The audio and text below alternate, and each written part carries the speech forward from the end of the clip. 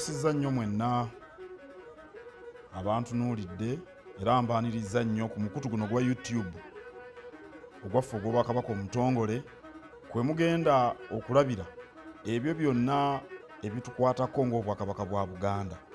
Olulimi Oluganda lulimi lugagga, lulina ebigambo bingi nnyo.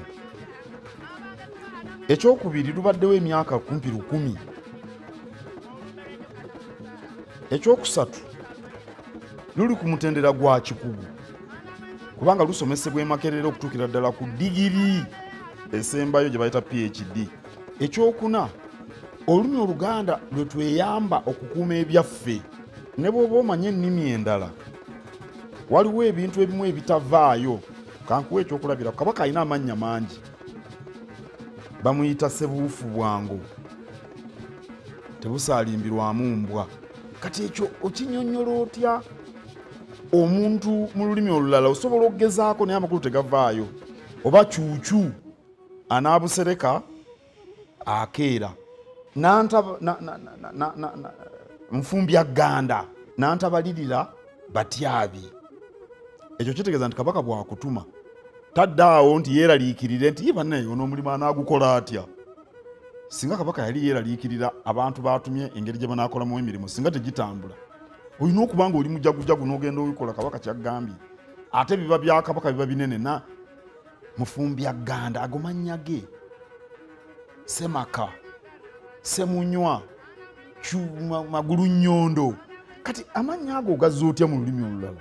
Naye nga buli linnya lyonna liriko ennono yaalyo kwe lyava. Tugambe erya Semunywa, Kabaka yatuma Katikkiro we Kayiira, Kabaka Ssuuna II agalamidde Wamala, yatuma Kabaka yagaba olutabaalo eri Katikkiro we Kayiira, n'atabaala Busoga n'abuwamba bwonna. Bwe kiri byafaayo Abasoga tebanyiiga bwe kyali. Bwe yakomawo Kayiira ng'awoza olutabaalo n'amugamba nti Obusoga bwonna obunywedde, ng'agamba Kabaka gwe Semunywa. Kabaka naye n'awa Katikkiro erinnya erya Kamalabyonna. Yamugamba gwe Kamalabyonna kuba buli nsonga ogigonjoola. Abasoga baali bazibu okuwangula, naye Kayiira n'amulungula ensonga eyo n'abawangula. Buli linnya liriko ennono yaalyo.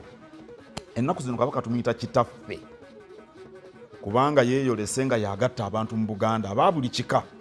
Era okiwulira nnyo ennaku zino bakikozesa kitaffe. Oluusi neera ne mwana wa Kabaka omukulu nga Katikkiro abaagala ab'ebigambo ebyangu ne bacamuka. Kati Katikkiro yeefudde mulangira. Abo nze nsekerera basekerere abatalaba makulu makusike. Kabaka okubeera kitaffe gwe yaba akuzaala. Kati Kabaka banawe si yakuzaala ng'ate kitaawo. Omunna mubuuza yali ansibako akanyaaga ne mugamba nti Ssaabasumba Rubaga gw'oyita kitaawo yakuzaala, nti kitaffe Ssaabasumba. Temubawulira abantu gaboogera ne mugamba nti Ssaabasumba yakuzaala. Ssaabasumba alina n'omwana, lwaki omuyita kitaffe Ssaabasumba? Kubanga oyogera ku Luganda olubatabanga Abakristu. Kati Kabaka kitaffe mu Luganda olututabanga abantu ba Buganda. Nze mwana w'omukulu kubanga nze amufugirako Buganda. Naye ng'oli akyogera omanye abantu nabate njogera abantu bapapirira. Era ngamba abantu sooka oyimirire ku bigere byo weerowooleze otegeera amakulu toyanguyiriza.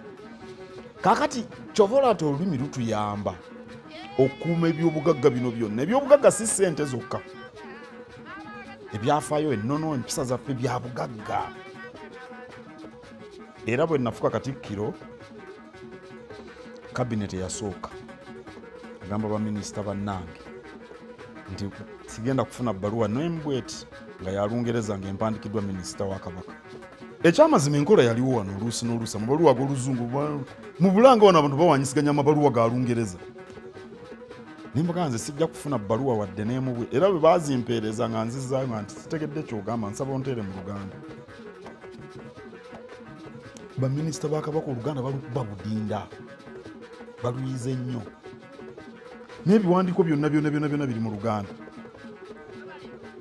Mbadde njogera ku nnambika ze tukoze policy ez'enjawulo.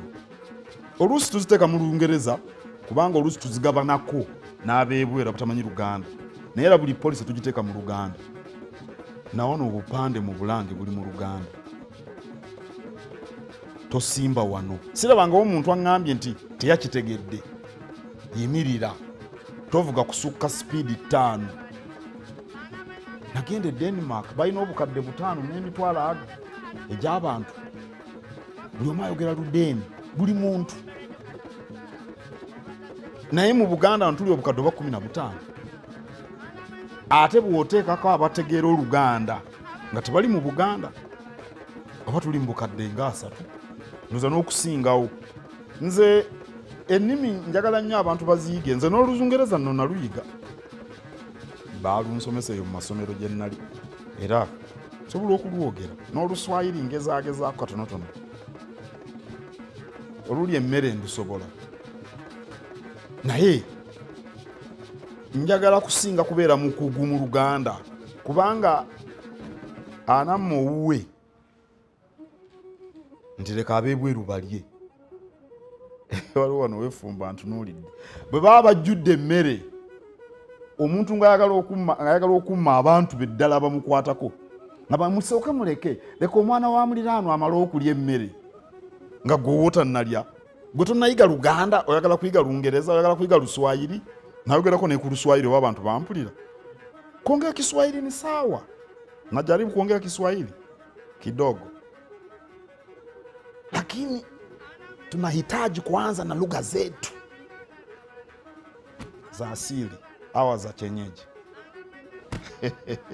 ngezaako olulya emmere naye bwe baba baagala tusome Oluswayiri basooke kutwagazisa Luganda n'Olulango abaana bayiga Olulango ndooza baluyita Luluwo abaana bayiga Oluluwo baluyige bagateke ennimi endala oyiga otya Oluswayiri nga tomanyi Luganda oli n'agamba nti nno abaana teboogera Luganda mu masomero nti boogereyo Oluswayiri bagenda batya kyendaba ng'eki ne mu maka mangi naddala ag'abasomye kubanga abazungu baatukwata ne batunyweza ennaku zino bagamba baatuteeka mu kacupa bakulowoozesa nti bw'oyogera Olungereza oli wa kitalo bwe twakula ffenna bwe twali tumanyi nange ekyo siyinza kukyejjamu ffenna twalina ekizibu ekyo okwogera Olungereza kya kitiibwa nabadde emukono awo nyina omukolo gwenkola abazadde baleesa abaana bato babagamba tugenda kusala keeki byonna bye babagamba tugenda kusala keeki ne babebi babagamba kukwata ekiso babagamba mu Luzungu naye mbagamba mbagambe mu Luganda n'Oluzungu bajja kuluyiga twali tuli awo nga Google terututte Google ye company kanoonya ndoza company kanoonya kyekya nti bagita search engine bwe ngamba company kanoonya mba mukyamu goga nti ebigambo mbijjawo bibeera waawo naye nga situbirowoozezaako bagiyita search engine nze ndabanga company kanoonya kubanga enoonya buli kalonda ne company kanoonya teyatuteekayo ebyo si bibala tuba tuli awo tulaba omupiira guno ogw'ekatanga n'Oluganda kweruli kale ebibala weebiri abantu baleme kutya era nze mbuulira baganda bange ne bannyinaze abatali baganda abali mu Uganda muyiga Oluganda olw'ensonga nti lwe lulimi olukozesebwa wano mu Kampala buli muntu yenna oba asomedde Arua oba Karamojja oba Kigezi oba Mbarara ajja kujja wano e Kampala kati ate lulimi olukozesebwa kati yiga Oluganda gw'ofunamu nange bwe ŋŋenda e Mwankole ne mbanza okugamba Olunyankole kakyekakye tokukireba bwe ŋŋenda eyo ngezaako ne njogera Olunyankole era nsobola okubasaba emmere mu Lunyankole okuyiga ennimi kya bugagga n'olwekyo tulina kusookera ku lulimi lwaffe awo nno olulimi Oluganda nze ndwenyumiririzaamu nnyo nduwandisemu n'ebitabo ekitabo kye nasooka ye Buganda ku ntikko ekyamazima ekitabo ekyo Buganda ku ntikko kyekifunza ensonga za Buganda Ssemasonga 5 era ekitabo ekyo mu kisome abaagala okutegeera ensonga za Buganda Ssemasonga 5 n'empandika ekitabo Ettoffaali nayo kiri mu Luganda ennaku zino nkyusa ekitabo kye nasookera ddala kiri mu Lungereza King on the Throne ennaku zino nkiteeka mu Luganda nakiwa abakugu ne babaako bye baakola kati nange ni mu kukittaanya okuttaanya ebyo bye baakola nkize mu Luganda. Tosobola kwenyumiriza mu Olungereza nambagaye naluyiga nnyo naluyitanga na nnyo lulimi luna ye subject lyessomo lyenasinganga okukola obulungi nga nkyasoma naye ate Oluganda silusomangako n'akamu kyekyewuunyisa silusomangako n'akatono okujjako luno lwe basomesa ndowooza mu primary esooka oba n'eyokubiri ndowooza nalusoma mu primary esooka n'eyokubiri oba n'eyokusatu sikyajjukira oba batusomesanga Oluganda okuva awo saddeyo okusoma Luganda Lungereza lwereere naye kati bwejje ngenze nkula n'okuweereza Kabaka n'okwongera okutegeera amakulu g'obuwangwa n'ennono n'omugaso gw'olulimi mu kigambo ky'okukuuma obuwangwa n'ennono n'ennyongera okwagala Oluganda. Naye mbadde n'omukisa mbadde n'abakugu mu Luganda abawerako. Professor Frederick Masagazi Masaazi yali minisita wa Kabaka wano era tukyali naye nnyo wano mukugu nnyo mu Luganda. Kyamukisa mulungi nti nabeera naye Mutaka Semakula Musoke omukulu w'Olugave amanyi Oluganda yalina nyina w'akatabo ka Ngabo ne mu buto nasoma nnyo ebiwandiiko by'Oluganda akatabo ke bayita munno mwe temwakalabako lwa lupapula lw'amawulire lwatandika mu 1911 naye kati lwaggala n'akatabo ka Musize waffe byabeerangayo buli budde nga mbisoma nga ndi muto ndoza kyanyamba okufuna omusingi mu Luganda naye silusomangako mu ssomero mu ngeri etegeerekekeyo waggulu.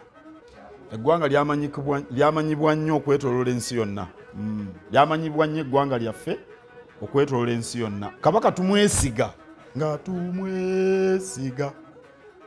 tumwesiga so si nga tumwesiga ng'ebizigo bino ebyagundi Vaseline obaani